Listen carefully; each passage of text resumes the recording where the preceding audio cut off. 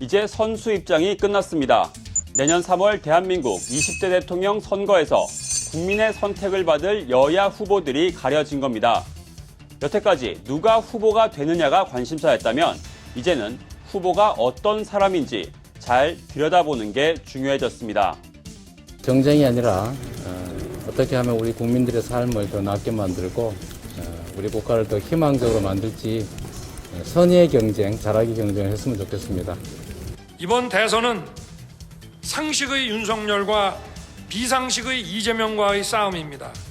합리주의자와 포퓰리스트의 싸움입니다. 우선 두 후보 모두 직설적이고 자신감에 찬 화법을 구사하고 법조인이란 공통점이 있습니다. 나이는 이재명 후보가 4살 어리지만 사법연수원 기수로는 5기수 선배입니다.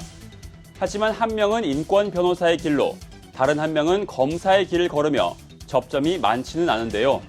다만 24년 전 윤 후보가 성남지방검찰청에서 검사로 근무하면서 당시 변호사였던 이 후보를 자주 봤다며 열심히 하고 변론을 잘했다고 기억을 꺼내놓은 적은 있습니다. 이재명 후보를 보면 입지전적 인물이라는 단어가 떠오릅니다. 소년공이 검정고시를 거쳐 대학에 진학, 사법시험에 합격하고 마침내 대선 후보로 우뚝 서다. 소위 말하는 스토리가 있는 인물이죠. 이재명 후보는 소년공 시절 프레스에 눌려서 팔이 휘어지고 독한 약품에 일부 후각도 잃었습니다. 얼마나 형편이 어려웠던지 어머니가 이 후보의 생일을 잊어버릴 정도에서 취약 때문에 역술인을 찾아 생일을 새로 정할 정도였습니다. 지난 2017년 대선 때 이 후보의 후원의 이름이 흑수저 후원회였는데요. 흑수저보다 더 낮은 무수저라는 그의 말이 반향을 일으켰죠. 약자의 희생으로 호의호식할 수 없었고 빼앗기지 않고 누구나 공정한 환경에서 함께 사는 것이 저는 행복이라고 믿었습니다. 이 후보는 가진 게 없는 이들에게 이 세상이 얼마나 가혹한지 안다. 경제적 어려움으로 극단적 선택을 하는 사연에 한없이 조급해진다고 말했습니다. 이 후보가 내세우는 대표적인 공약, 기본소득 등 기본 시리즈인데요. 여기엔 강자를 누르고 약자를 돕는다는 억강부약 정신이 밑바탕에 깔려 있습니다. 경북 안동 출신으로 민주당계 최초의 TK 출신 대선 후보란 점도 이전 민주당 대선 후보들과 차이점입니다. 여권에 맞서 제1야당의 대선 후보가 된 국민의힘 윤석열 후보는 어떨까요? 주변의 평가는 형님 리더십 한 단어로 압축됩니다. 윤석열 후보는 상대적으로 유복한 유년기를 보냈습니다. 법대에 진학한 뒤 모의 재판에서 전두환 전 대통령에게 무기징역을 선고한 건 유명한 일화죠.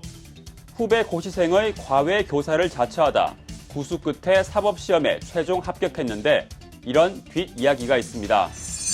시험 치르면서 밖에서 기다리는 친구랑 소주 한잔할 생각에 시간을 다 못 채웠다. 시험을 며칠 앞두고 친구의 함을 지러 갔다. 술 좋아하고 사람 좋아하는 인간적인 면모를 가진 동시에 철저한 검찰주의자란 평가가 나오죠. 이 한마디가 검사 윤석열을 가장 잘 설명하는 말일 겁니다. 저는 사람에 충성하지 않기 때문에 제가 오늘도 이런 말씀을 드리는 겁니다. 두 사람의 성격이나 살아온 인생, 확연히 다릅니다. 그만큼 정치인 또 대선 후보로서 두 사람을 평가할 정치 역정 역시 크게 갈립니다. 먼저 민주당 이재명 후보는 행정가로 착실하게 커리어를 쌓아왔습니다. 이재명은 합니다. 이 후보의 선거대책위원회 슬로건입니다. 성남시장, 경기도지사로 일하면서 공약 이행률 80에서 90%를 달성한 게 이 후보의 자랑거리인데요.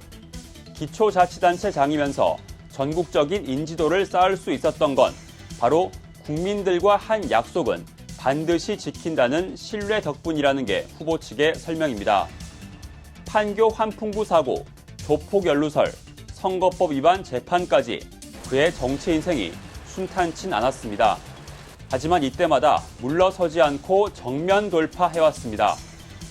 계곡 불법 점검을 철거, 또 코로나 대유행 당시 신천지에 대한 강제 조사를 진두지휘하며 강한 인상을 심었는데요. 거부하는 것이 범죄 행위이기 때문에 체포를 우리가 할지 현행범으로 아니면 경찰에 의뢰를 할지는 그 상황을 봐서 판단하겠습니다. 대장동 의혹 공세 역시 국정감사에 직접 출석하는 등 피하지 않고 오히려 국민의힘 게이트로 되치기를 시도하고 있습니다. 정치 인생은 길지 않지만 윤 후보의 삶도 만만치 않게 파란만장합니다. 그에 대한 평가가 너를 뛰면서 어느새 문재인 정부의 대척점에 선 상징적 인물이 됐습니다. 윤석열 후보는 현대차 비자금, 불법 대선 자금 사건 등 굵직한 수사를 도맡으며 특수통 검사로 승승장구했습니다. 하지만 국정원 댓글 사건 수사팀장을 맡아 윗선의 수사 외압을 폭로하며 그의 인생은 출렁이기 시작했습니다. 미운 털이 박혀 지방으로 좌천된 검사 윤석열. 다시 한번 반전이 찾아온 계기는 국정농단 사태였습니다. 특검 수사팀장으로 복귀, 이후 문재인 정부에서 적폐청산 수사를 지휘하며 검찰총장으로 화려하게 부활했습니다. 하지만 그에 대한 평가는 또 뒤집히죠. 조국 전 법무장관에 대한 수사를 시작하면서 여권과의 사이는 급격히 멀어졌고 그것도 선택적 의심 아니십니까? 과거에는 저에 대해서 안 그러셨지 않습니까?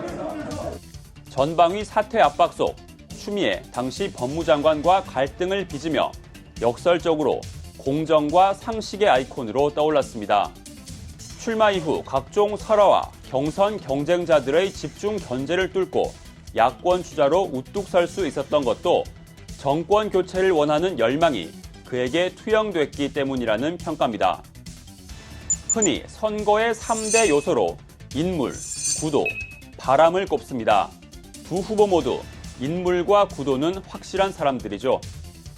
이제 내년 3월 투표일까지 남은 넉 달 동안 어디서 어떤 바람이 불어올지 눈을 크게 뜨고 지켜볼 일입니다. 지금까지 대선 풍향기였습니다.